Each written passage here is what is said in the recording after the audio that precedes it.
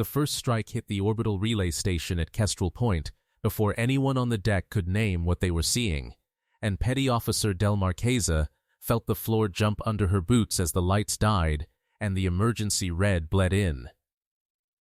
She grabbed the rail and stayed upright. Around her, the station groaned.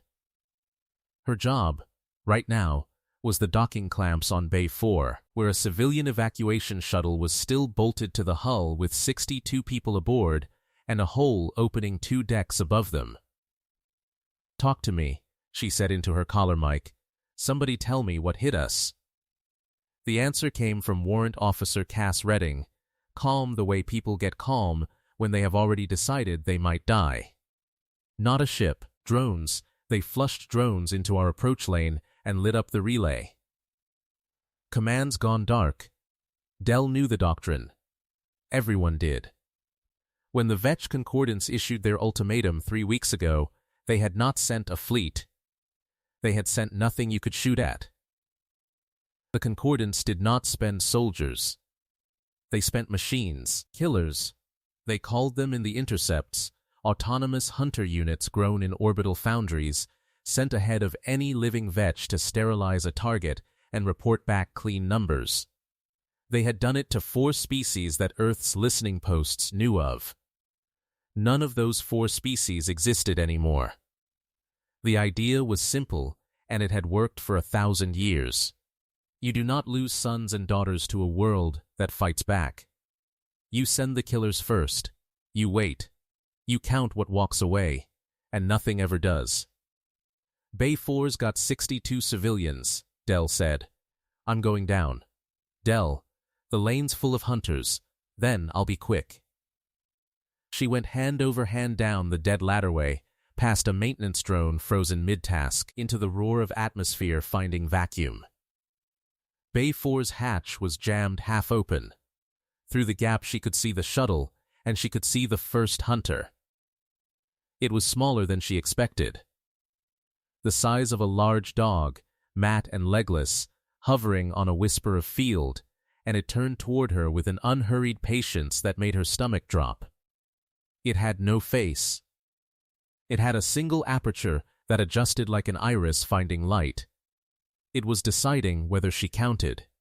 Del did not run. Running was a signal.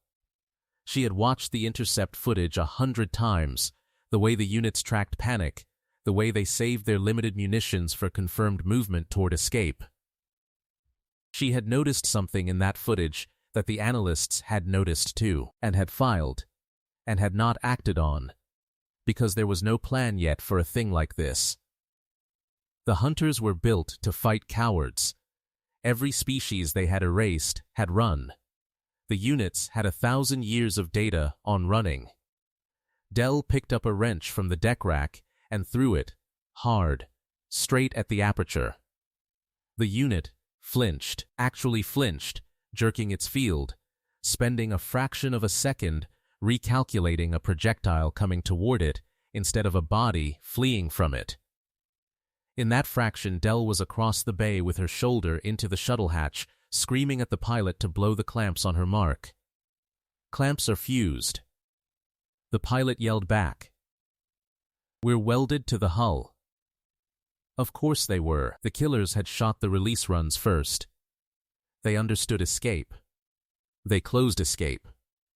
Del looked at the fused clamps, at the hunter recovering behind her, at 62 faces pressed to the shuttle glass, and she made the first decision that could not be taken back. She keyed her mic. "Redding, Vent Bay 4. Full atmosphere dump. All of it. On my count."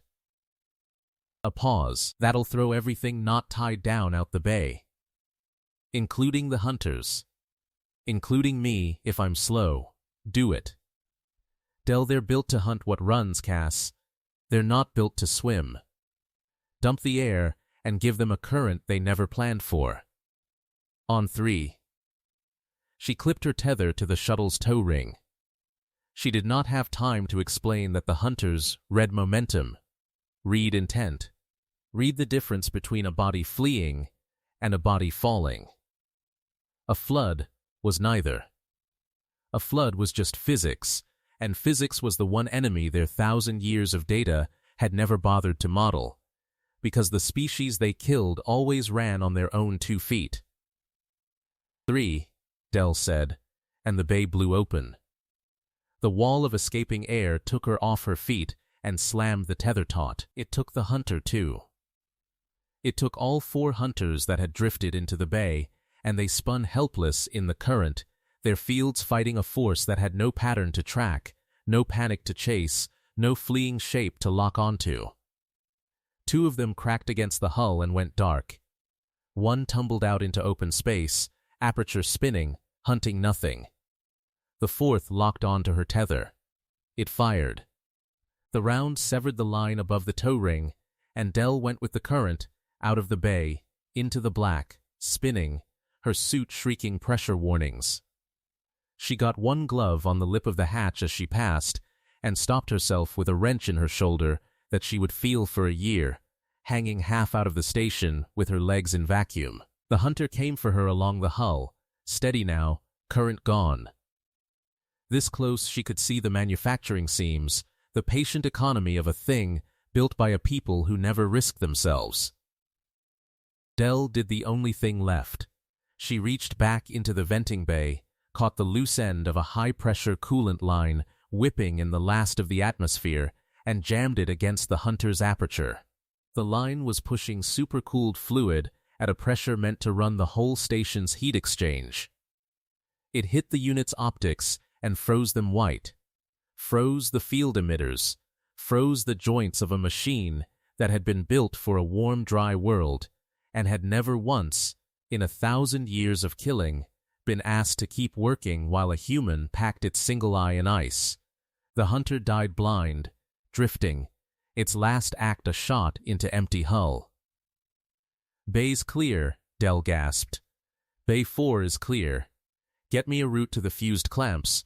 I'm not losing that shuttle."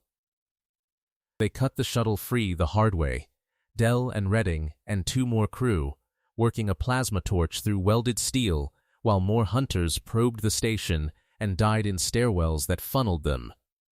In corridors flooded on purpose, in a laundry compartment where a cook named Tomas Enfield dropped a cargo net weighted with ration tins over 3 of them, and beat them flat with a fire extinguisher because nobody had told him he was supposed to be helpless.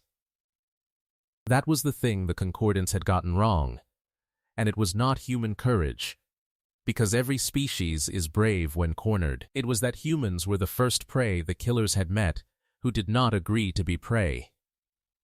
Who improvised? Who used the station itself, the air and the cold and the weight of ordinary objects, as weapons the machines had no data for? The Vetch had spent 1,000 years perfecting how to kill things that ran. They had never built a single line of code for things that turned around. By the time the Concordance mothership arrived to count the clean numbers, expecting a sterile relay and a tally of the dead, the numbers it received were not the ones it had sent. It had deployed 900 hunter units into the Kestrel Point engagement. It received back the wreckage of 900 hunter units, boxed and vented into a decaying orbit, arranged by human hands into a debris field that would rain burning down through the Concordance's own approach lane for a week, and riding a corrupted return channel, cut into the unit's own reporting protocol by a comms tech who had spent the whole fight reverse engineering their handshake, was a single line of data in the machine's own language. It said, "Your killers are ours now. Send more." Del did not compose that message. She was in the medical bay with a dislocated shoulder and a torn tether burn across her palm, watching through a viewport as the shuttle with its 62 people burned safely down toward the planet, and she did not feel like anyone's message. She felt like a woman who had been very frightened and had thrown a wrench at the right moment. The Concordance mothership held station for 6 hours, long enough to model what had happened, long enough for whatever passed for command inside it to understand that the doctrine that had erased 4 civilizations had just been fed back its own dead, and that the beings who did it had not sent a fleet, had not sent a general, had sent a petty officer with a coolant line and a bad attitude. Then, it did the thing no vet ship had done in 1,000 years of killing. It withdrew. Not to regroup. The intercepts made that clear later. It withdrew because for the first time the count came back wrong, and a species that had built its entire cold economy on never risking its own children had just been shown the one thing it could not price. It had met prey that made killers cost something. Del watched the mothership's drive light fade against the stars. Redding floated in beside her, arm in a sling of his own, and neither of them said anything clever. There was nothing clever to say.